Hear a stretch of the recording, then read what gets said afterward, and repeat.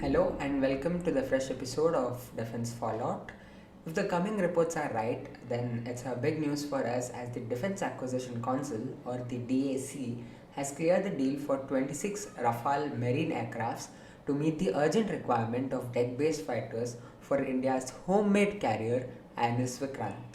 Now, in this video, the technicalities of the aircraft won't be discussed because they have already been discussed in the earlier videos. I'll be putting the link in the description or, if possible, in the I button.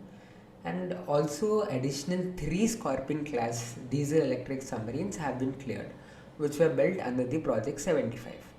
So, why is this deal so special for us?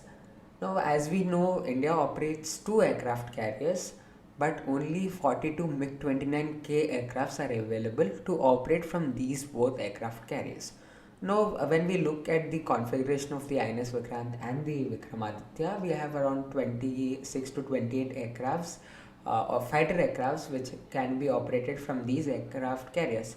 Now, when you have 42 MiG-29K, it is not possible to operate both these carriers at full potential. Now, for these capability void to be overcome, we have to procure a new aircraft. Now, because the MiG-29K already had difficulties with its serviceability and the maintenance, where the serviceability is less than 50% according to few reports, and later it has been upgraded to 70%, but still the questions are raised on its serviceability and its poor history. Now, when we look at these things, we have to go for a new aircraft option. Now, here comes into the picture of the F/A-18 Super Hornet, which is of Boeing, and the Dassault Aviation Rafale-M, where the M stands for Marine. So, both these aircrafts were on head-to-head combat during the Navy's trials, and the Rafale-M was found better and suiting for the Navy's requirements. The aircraft is also the only deck-based aircraft made of composite material, making it more agile and lighter than the counterparts. Now, what makes the deal more special is about the timing, as the Honorable Prime Minister is on the French visit as a chief guest for the Bastille Day celebrations. And we see France as a major geopolitical partner, and it is the gateway to the economies and the markets of the European Union. Now, as we know, after the UK has left the European Union, France is the major country which is looking at the EU. Even though Germany is a bigger economy than France, but France somewhere has more geopolitical relevance and military capabilities, and also the technology is very famous across the globe. Now we see the French and India relations to have a great boost with these deals coming to conclusion, and we sign these deals. Now, when we look at the Scorpene class submarines, where we built already 6 Scorpene classes, which are now known as Cavalry classes, under the Project 75 at the cost of 43,000 crores.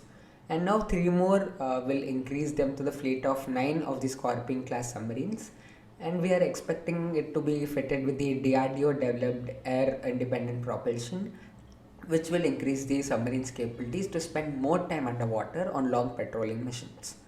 Now, there is also a possibility to sign a deal for co-development of jet engines with the French firm Safran, which is a major jet engine manufacturer, and we can expect this engine to be fitted into the AMC aircraft, that is the Advanced Medium Combat Aircraft, which is developed by the ADA and the DRDO, HL, all these defense firms. Now, this is a 5th generation aircraft, and the Mark II of this aircraft will be most likely fitted with this Safran engine.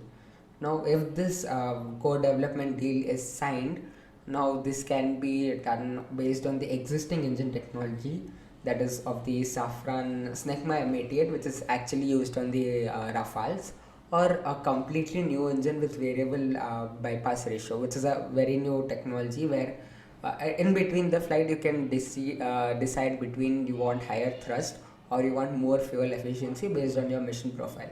So these variable bypass ratio engines can also be the future of this co-development deal.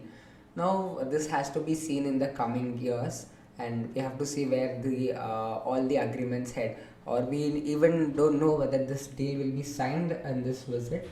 But as we know, the DIC has cleared it, but it doesn't ensure us that the deal will be signed, because it's an election year. I mean, within 12 months we'll have an election, so most likely any government will not take a risk to get into a scandal. Now everything is like, no, we have to see when the time passes. That's it for today. Jai Hind, Vande Mataram.